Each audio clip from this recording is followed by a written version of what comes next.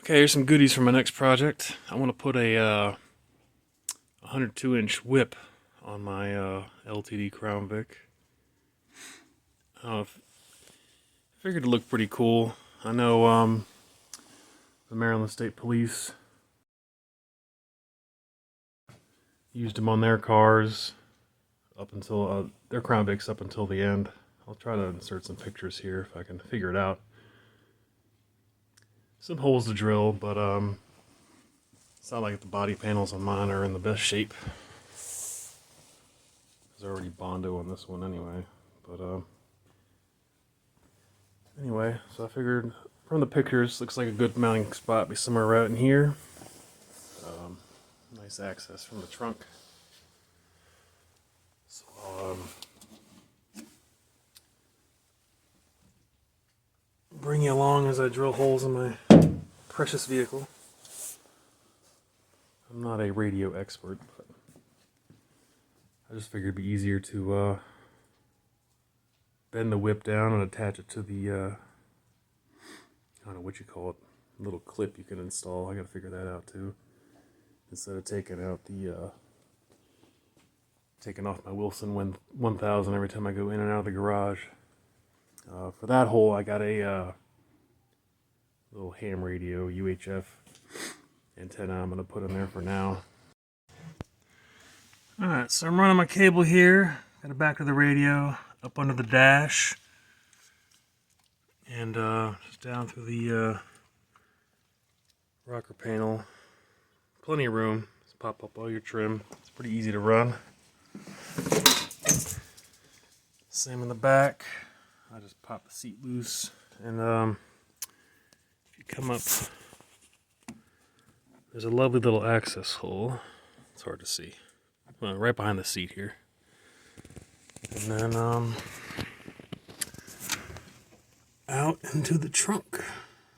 Yeah, pretty easy. I got let's see here. I think it was 18 feet. I lobbed off the end to put some heat shrink on there. So yeah, I'll double check, but yeah, 18 feet's about right. So I'll trim it. Got plenty extra. Get it trimmed up, so yeah, running the cable's easy.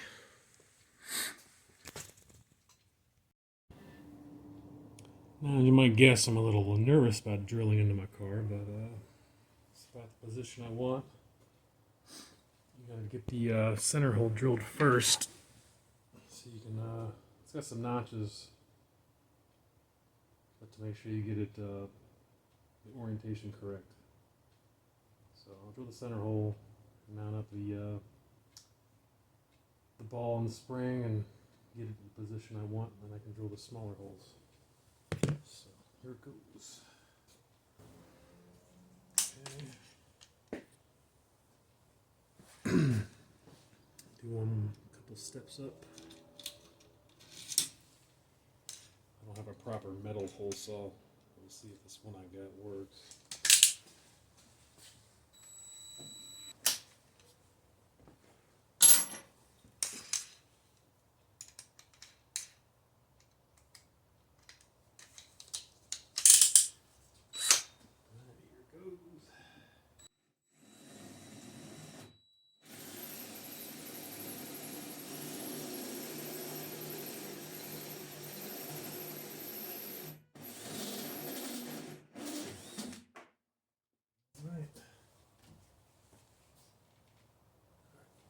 Burn right down there. And these old cars, it's still pretty flimsy. Alright, I'll get the base set up and get it orientated. Okay, I've been fiddling with it a little bit. You just loosen up this bolt here, and you can pivot it around this axis. So I want it to where it's level this way. That's pretty good. And then I figure maybe a slight rake would look nice. So you get level there. I don't know, just a tad.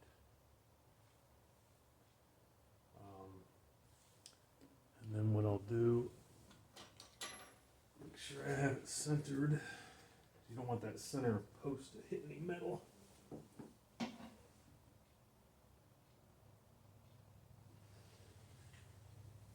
looks good. Check my levels again.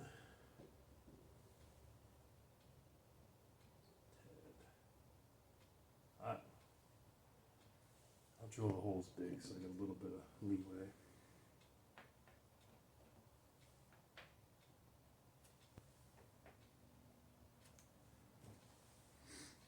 Alright, so I got the holes for drilling.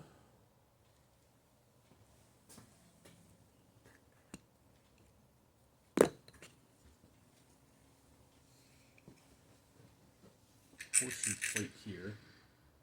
Bear in mind this screw goes into this slot. It's the ground screw for the coax shield. And then you have this piece they want pointing up. It's got these tabs.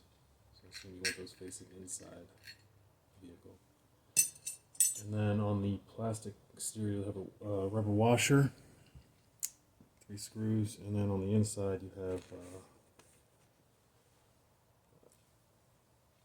see that nut washer and lock washer. So I'm gonna get this put in.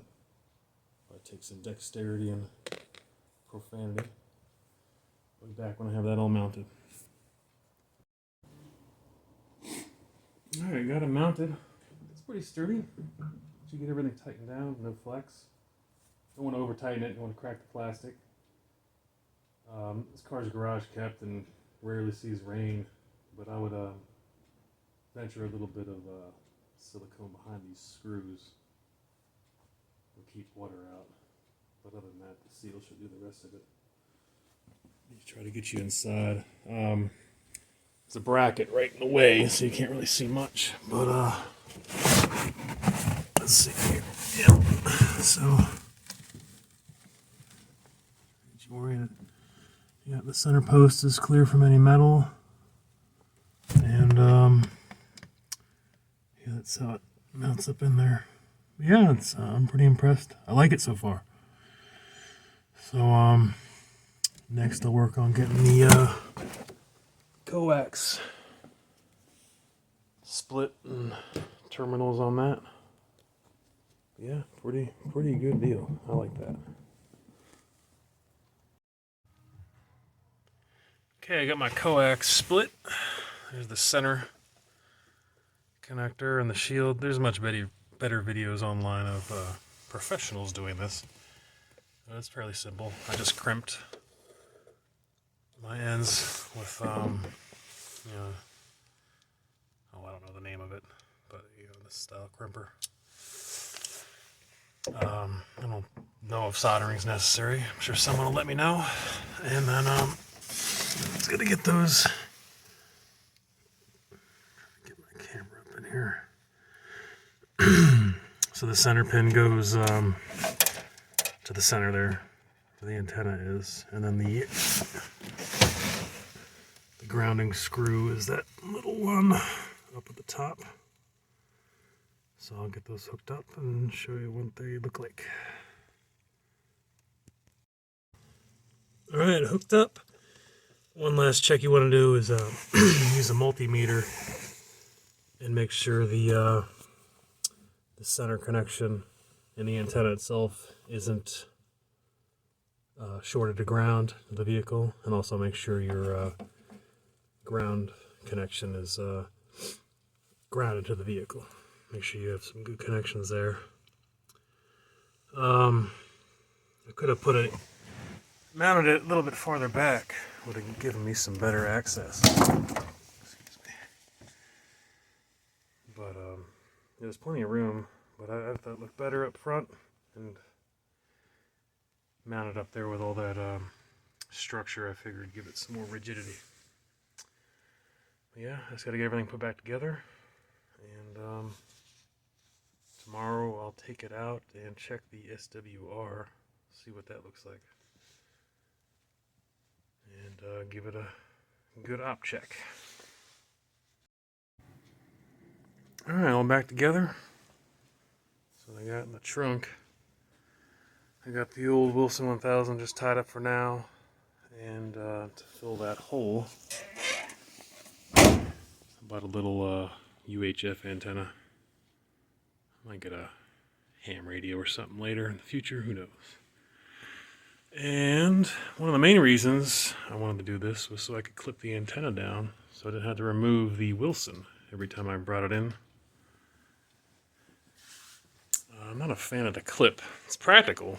I don't know, it looks kind of janky. I don't know. If you guys got something better in mind, let me know.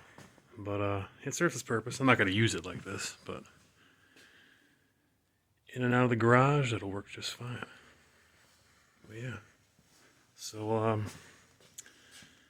I'll get back to you tomorrow and get it outside and test it out, see how it works. Yeah. Overall, it looks good. Went together well.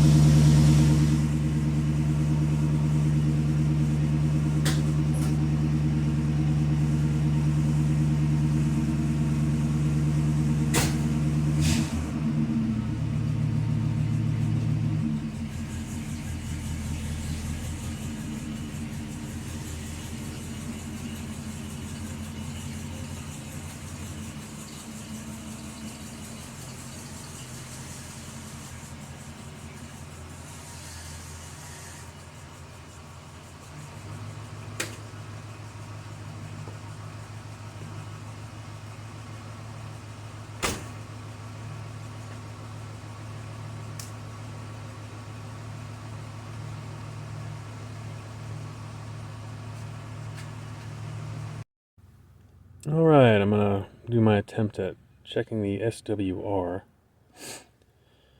So I think you can do this. I got it on 40. Yeah, put it on forward. And then when you key it, you want to tweak it.